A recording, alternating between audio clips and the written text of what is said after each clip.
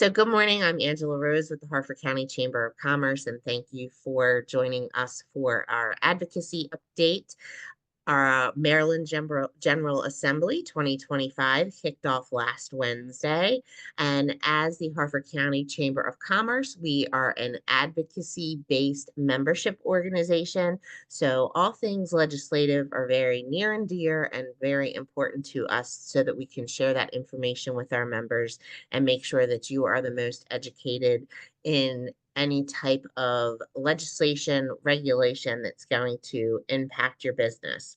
I want to introduce Natalie Pixley, who is our Director of Strategic Partnerships. And as a member of the Chamber, you received an update last week via email marketing that had a little bit about the Maryland General Assembly and what that looks like if you want to track bills, testify. But she also emailed the advocacy guide. And that is a great resource for membership to please refer to. I'm going to share my screen just to make sure all of you have seen that. I'm not sure why that's starting. But let me go. I know you see my email now, so I'm going to pull up the advocacy guide. One caveat, so we do have two changes to the advocacy guide. We're working through in the new year to get those changes made, but then also make sure we have the correct mailing addresses and offices for our state legislation. But just quickly go through this, and if anybody needs to stop me, if this is your first time seeing it and has any questions, please do so. But we're very proud to have put this together, and I have to give all props to Natalie for putting this together and creating this. We will be sending this out after this meeting just to make sure you have it, but it will be the updated version.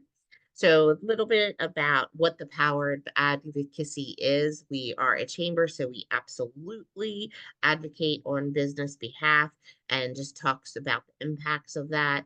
Um, want a little bit about the chamber. Y'all are members. I don't need to go through that. We have a government affairs committee at the chamber, and I would say if you're interested in participating, reach out to me and you will get that calendar invite for those meetings during the Maryland General Assembly session.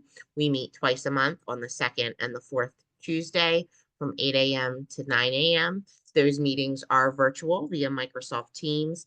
And they are great because we have a lot of the community leaders and agencies that provide updates. Delegate Griffith, who is our rep at the state level, attends. We have our federal delegation that participates in that. Senator Van Holling's office gives great updates, as well as Congressman Andy Harris. And we are working with Senator Angela Alsobrooke's office to have a liaison who can provide updates. She was just elected in November. So we have all of those updates from the federal, state, local levels. We have the county council provide updates, the administration who both look at those local and state issues. We have the sheriff's office and the library system, all who have issues that come through the General Assembly, the county council, and the county administration, and of course, trickle up to the federal level. As an advocacy organization, we host several legislative events throughout the year. So we just have those promoted. And then we have the districts. So looking at the council, you'll see District A last Tuesday. Nolanda Robert was elected or appointed District A to replace Dan Guthrie, so that will be updated, but very excited to have that seat updated and have Nolanda participating in the council. You've got your district outlined there. Maryland General Assembly. We have all of these wonderful representatives, and I say that they are wonderful, and you've heard me kind of get up on my soapbox if you've attended any of our legislative events, because our delegation at the state level really is willing to be interactive, talk with you, hear your concerns or your victories, and wants to know how they can best represent you in the 90 days. And I can tell you the 90 days is fast and furious. So they appreciate when you reach out to them outside of the General Assembly session, where they can meet you for a cup of coffee or have a conversation and really get into how potential legislation will impact your business. When it is the 90 days, it's pretty difficult because they're looking at hundreds of bills and listening to committee work and working with the other elected officials that serve on those committees. And you have the supports and the opposition, and all of that information is coming at you very quickly. But we do have a great delegation. And then here's what I talked about at the federal level. Senator Ben Cardin retired. He was a great liaison and resource for our chamber. So that needs to be updated per the election. So if anybody has any questions about the advocacy guide or how to utilize it, please let me know. But Natalie did a great job of, if you are going to be an advocate for your business and getting involved, there are some examples for letters of how to support or oppose a bill, and being able to tailor it to yourself, but gives you a great foundation as to how to get that started. So thank you to Natalie for putting that together. Went through that pretty quickly, but again, I think all of you have probably seen it. If not, if you have any questions, let me know. But we will move on and send out that updated guide as it is finalized. So what we actually had a government affairs meeting this morning. So we talked about what those issues are at the federal, state, and local levels. What we are watching and what we are talking about with our liaisons down in Washington are what the new administration may look like as far as tax implications. So for the bookkeepers and the CPAs and the attorneys on the call, what that may look like, whether that is ease of or expansion of some tax credits, or what tax rates may change, that type of thing. We'll be keeping an eye on that. The new administration has talked about funding, so whether that will be cutting of programs or tightening of budgets and cutting some budgets, we keep a watchful eye on that. And then regulations. So we expect that with the new administration, some of the regulatory burdens that we've seen with impacts to small businesses may change in the upcoming few months and once the new administration takes office. Any questions so far on any of those federal issues or anything in your industry that you're hearing or keeping a watchful eye on that you want us as the chamber to make sure that we are engaged with? All right. State, since we are 1 week into the Maryland General Assembly, if you are reading any publications or watching any of the news, you see that there is quite some issues that we have to overcome at the state level. At our pre-legislative breakfast in November, we talked about the budget, the state's budget, and the $3 billion deficit that the state is facing. And our elected officials that participated in that really talked about what this session was going to look like, and that was going to be the main focus of how to address the budgetary issues while not negatively impacting businesses. And that's from our delegation. So the budget will be introduced by the governor tomorrow. That will be introduced. And on our government affairs call this morning, Delegate Griffith talked about that budget will have some major impacts on businesses across the state, specifically for us in Harford County. And why that is because the governor has come out and talked about that in the budget to address that $3 billion deficit. $2 billion will be done within the state system through cuts. And so that leaves $1 billion that needs to be addressed in the state legislation or in the state assembly as to how to address that. So we think that there will be delays to some implementations. If you see the blueprint for education that has quite a hefty price tag, we'll see some delays there. I know there was an article put out yesterday about the delaying of assigning teachers additional planning time because there's a teacher shortage. So we'll start to see some of that. And then the state-sponsored Family Medical Leave Act, the FAMLI, was Department of Labor was supposed to host a seminar yesterday at 1 p.m. to talk about the regulations and what those impacts and needs from businesses will be. And that was postponed. And yesterday, new regulations were advertised, and public comment is now being accepted through February 10th. But one thing that we have tried as a chamber, and I champion all of you to please share, is that this is going to affect any business with over 15 employees. So, it's very, very important that businesses are aware and understand what they need to do and be abreast as to what those impacts are going to be in their business. We, as a chamber, try to make sure that we're sharing that information and kind of shouting it from the rooftops. One of the things that we've heard is that employees didn't know that they would be paying into the program, and that they have some serious issue with, of course, money's being taken out for this. It's a great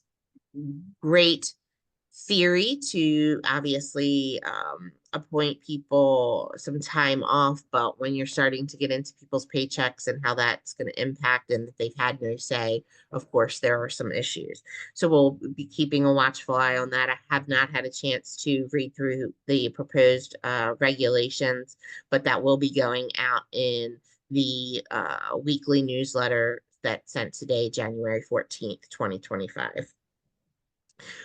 One of the bills that we're looking at is the elimination of a cap on non-economic damages. That is a bill that was introduced to basically say that if someone's filing a lawsuit and they're awarded damages, you've got the medical damages and that piece of it, but punitive damages that are open to interpretation, there will be no cap. There is a cap in the state of Maryland currently. So we will be keeping a watchful eye on that legislation. And their Maryland chamber is in opposition to this bill. And there will be an article that is distributed in today's newsletter as well that is a discussion with the Maryland Chamber as to what that looks like, because of course that can impact insurance policy premiums and those trickle down effects as to what the businesses will have to absorb if that happens.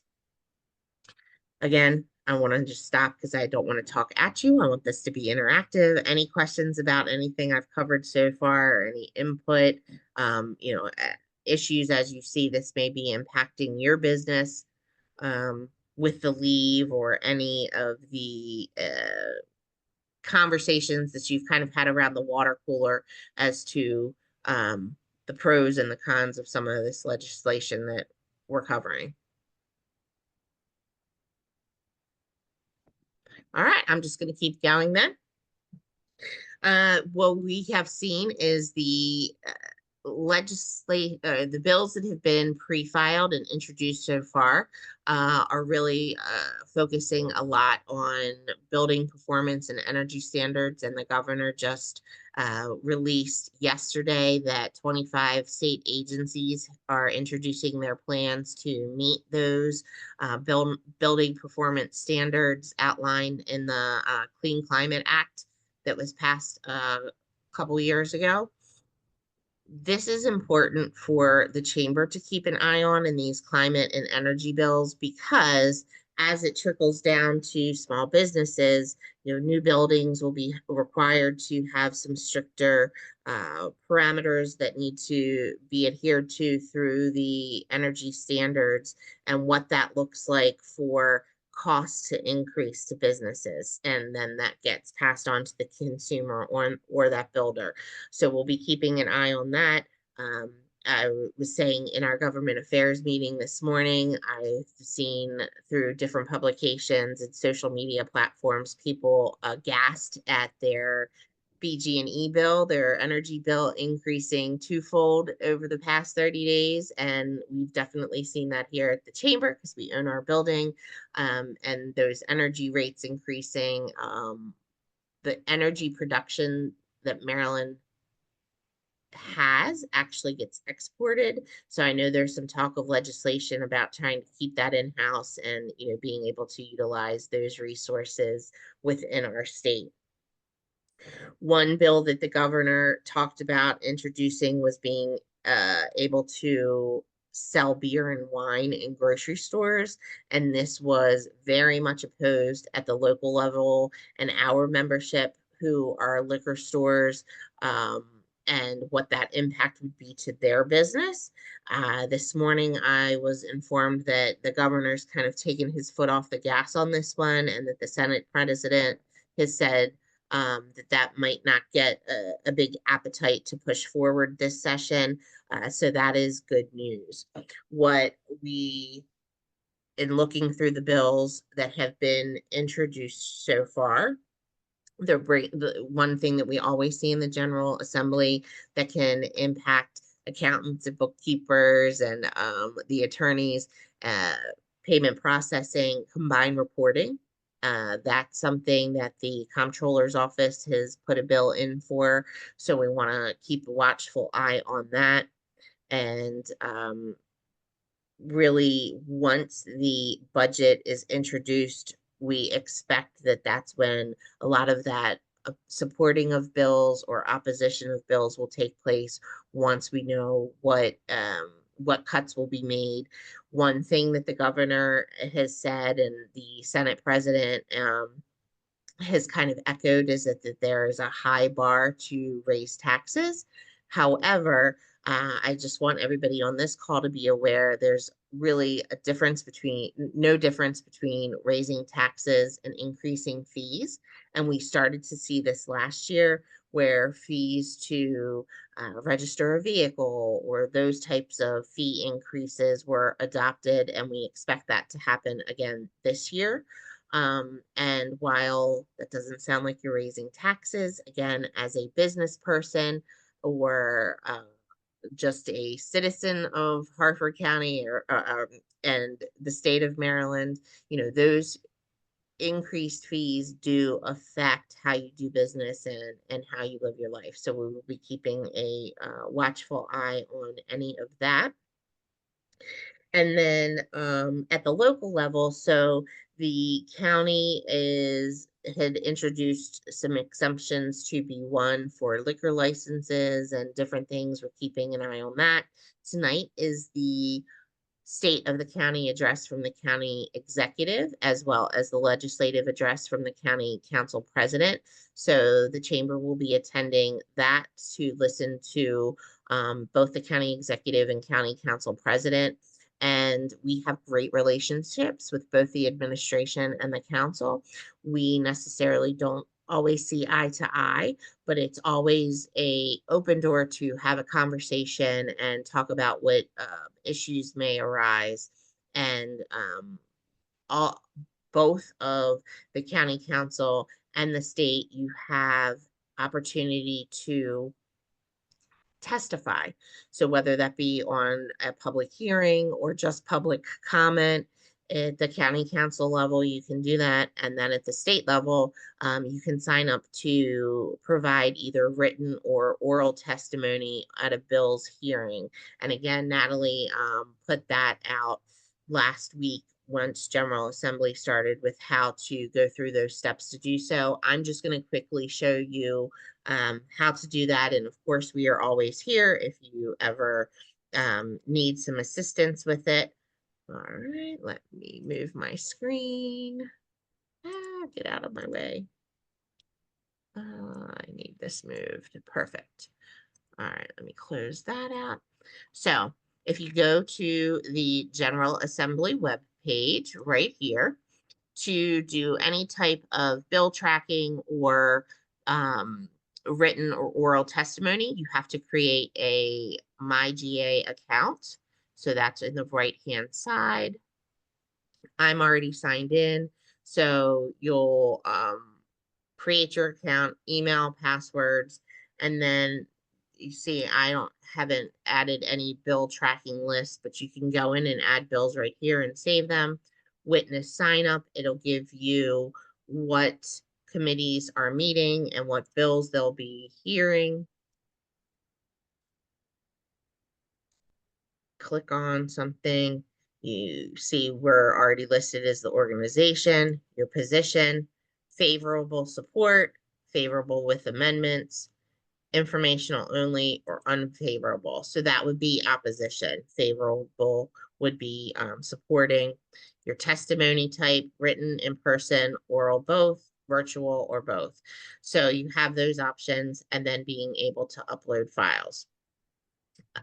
One thing I love about this website is I can go under legislation, click on Senate. You'll see all of the bills that have been introduced so far. And then the filter option is great. I make sure that I go through and I can type in Harford County to see if there's anything specific that's been put in. We can type in by representative. And I know that we have some bills. Same thing for the House. I know Delegate Griffith has introduced a bill. He was talking about it this morning for SROs. So you'll see right here, you can click on a bill to see where it is in the legislative process, the summary of the bill,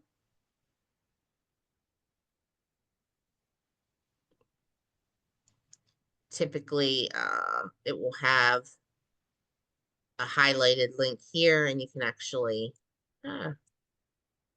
read the full bill. There we go. So this will be the full bill. Click back out of that. You'll see what committee it's going to be in. So the committee.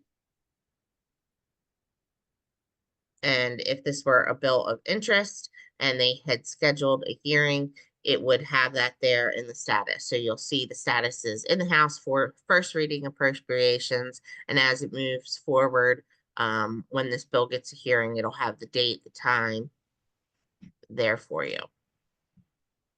If you are new to the Maryland General Assembly website and have questions, they provide helpful links and quick links at the bottom.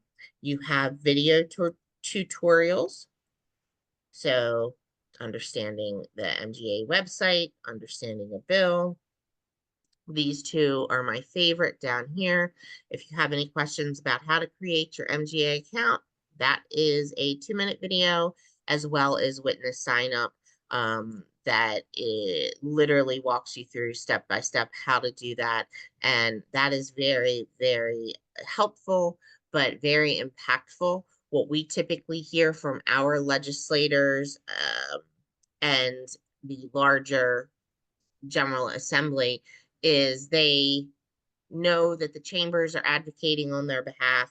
They know that we represent businesses and what that impact looks like for workers in our counties, but they really want to hear what the impacts are to a business. They want to know specific examples, direct impacts, quantifiable measurements as to what a bill may do to your business, positive or negatively, because that helps them with their votes. Before I get out of the General Assembly site, I just want to go back to the main page.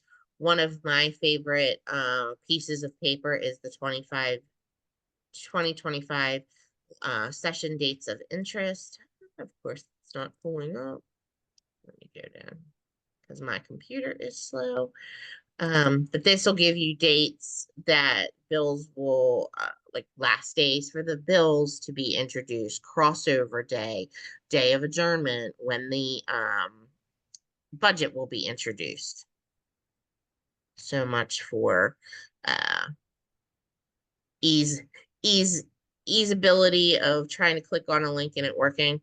But And yep, I'm on the page as well. If you go to the left and click on where it says 2025 session dates of interest on the left side, on the left. Okay.